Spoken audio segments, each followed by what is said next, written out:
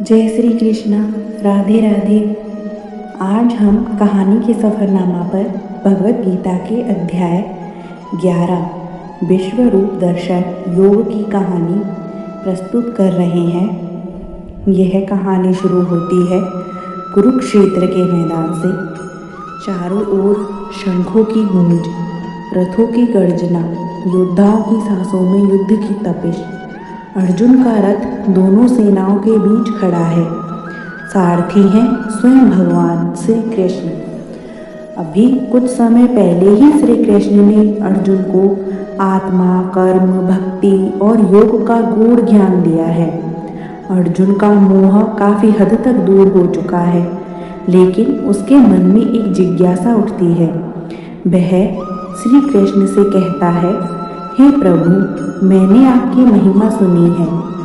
आप कहते हैं कि आप ही सबके मूल हैं, तो मैं आपके उस दिव्य स्वरूप को देखना चाहता हूँ।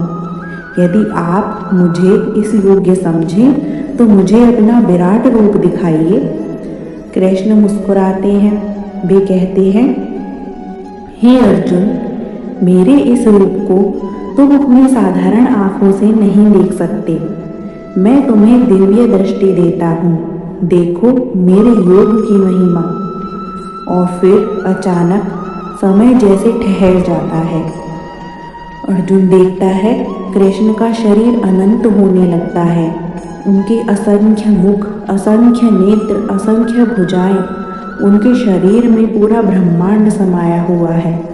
सूर्य और चंद्रमा उनकी आंखें बन जाते हैं। अग्नि उनके मुख से प्रकट हो रही है। आकाश, ग्रह, नक्षत्र सब उनके अंदर हैं।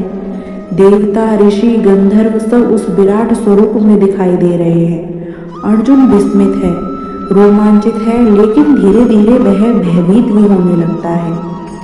अर्जुन देखता है कि युद्ध भूमि के सभी योद्धा, भीष्म, द्रोण, कर्ण और कौरवों की सेना सबके सब उस विराट रूप के अग्निमय मुख में प्रवेश कर रहे हैं। जैसे पतंगे आग में समा जाते हैं, वैसे ही योद्धा काल के मुख में जा रहे हैं। अर्जुन कांप उठता है। वह कहता है, हे देव, आप कौन हैं इस भयानक रूप में? मैं आपको प्रणाम करता हूँ, कृपया बताइए आप कौन हैं?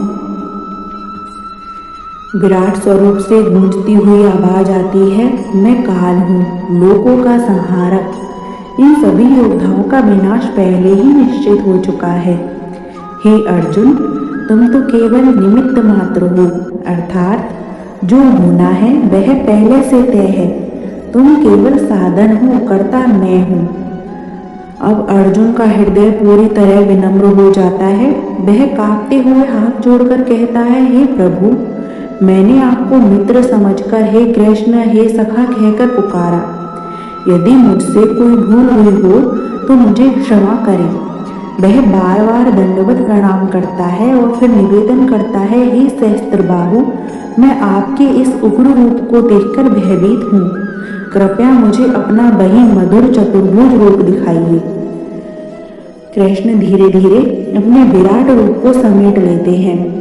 फिर से वही स्नेह भरा मुस्कुराता हुआ स्वरूप अर्जुन के सामने है। अर्जुन की सांसें सामान्य हो जाती हैं। उनका मन स्थिर हो जाता है। कृष्ण कहते हैं, हे अर्जुन, यह विराट रूप बहुत दुर्लभ है। न वेदों से, न तप से, न दान से, केवल अनन्य भक्ति से ही मुझे इस प्रकार जाना और देखा जा सकता है। इस अध्याय का सार है, भगवान की सृष्टि के कर्ता, पालन करता और संहारक है। मनुष्य केवल निमित्त है। सच्ची भक्ति से ही परम सत्य का अनुभव संभव है। मृत्यु भी ईश्वर की योजना का एक भाग है। तो दोस्तों, यह थी गीता के 11वें अध्याय की अद्भुत कथा।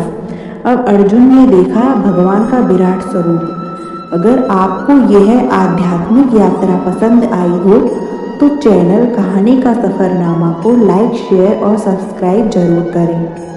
अगली कहानी में फिर मिलेंगे एक नए अध्याय, एक नई सीख के साथ। राधे राधे।